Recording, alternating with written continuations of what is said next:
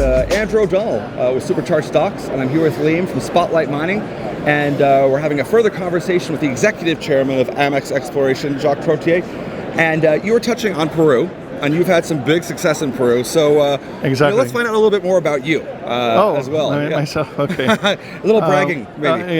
No, not really. No. Okay, first of all, I'm a geologist. Yeah. Not only by formation, but by heart. Yes. Yeah. Since I was 12 years old, I wanted to be a geologist. Beautiful. So not too many people wanted to. People were looking at me like, kind of, what? He likes rocks? You're the rock whisperer. Yeah, because especially when I was licking the rock, to recognize some minerals. Yeah. But we don't do that anymore.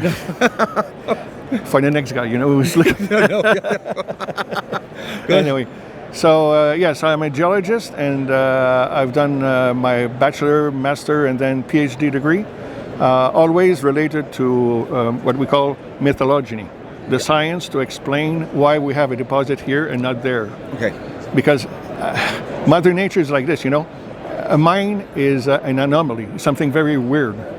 It's a monster, whatever you call it. Because if it was so easy and reproductive, like humans, there would be mines every corner, which is not the case, obviously. Yes. Yeah. So it takes specific events. Yep.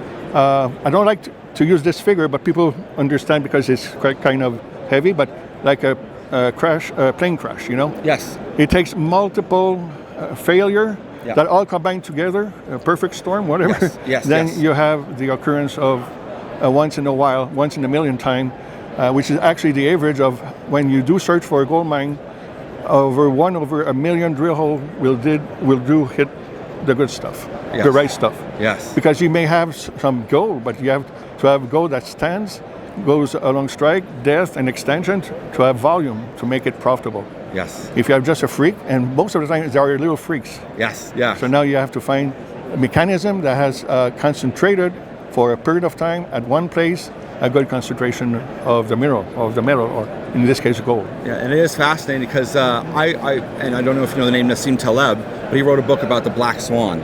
And it's like this ultra rare event. So there are events, and people said, well, there's no such thing as a black swan. There's just white swans. Well, until you find a black swan. Yeah, exactly. So this is, complex modeling. And when I say to people, like even weather modeling is complex modeling, they go, oh, it's complex. It's like, no. It's complex. The percentages of changes of certain attributes and the amount of input data you have to put in is overwhelming. It takes a long period of time. Like in this case, we were chasing gold since 1996. Yeah. Even though there was a dormant period in about 10 years, we restarted to drill it in 2000. I think it was 2002 or something like that. Yeah. And only recently, the first intersection at this discovery, the first one we call Eastern Gold Zone, was in 2017. Yes. Okay. Yeah. So and then we learn while you're drilling it, following it. Now you learn the deposit. You get the knowledge, and then you try to apply the kind of recipe somewhere else on the property. Once you know what is the recipe actually. Yes. Where's this originating from? Where are you chasing it to, or towards, or? Yeah, exactly. So up to now with this kind of new approach with all the compilation, and I have to mention this is very important. The tools that we have now didn't exist even 10 or 15 years ago, which the compilation in 3D, using almost not artificial intelligence, but with a computer, with such sophisticated program, you can modelize in 3D what you want to see, and if it fits or not. Yeah. So you applied a model that's before that you had to drill it before to know. Oh no, the model is not correct. Yes. But now with the 3D, mostly we're going to hit. We had 80% chances in this case. Yeah. So we applied this over the entire property. We're crushing the numbers. With those program, and then we have different target area. And from now, since we have discovered the first one in 2017, now we're up to at least 3 major zones. We call the Eastern Gold Zone, which actually even there's subzone into this high-grade zone. Yes. Then we have the Gratian Zone to the west and the Grey Cat Zone to the north. So up to now we have over a strike length of at least 3 kilometers, of gold-bearing structure, and it's still open. The contact between what we call the rhyolite and the andesite, that was the focus that brought the gold. Yes. That brought it, not deposited. Yes. Then you have to have a secondary structure that goes across to make dilatation, sort of, lower pressure, so the fluids drops with the gold.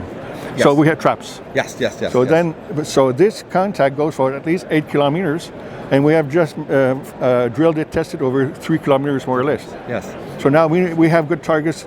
That's why we brought 3 drills, 2 on the known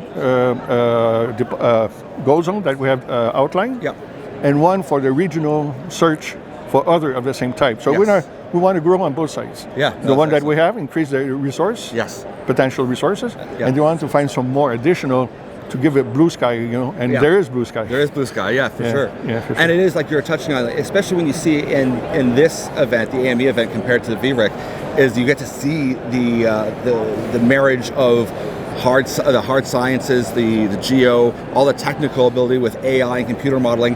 This is the conference for that. And there's lots of students here. There's a lot more excitement. Whereas VRIC is more about the markets.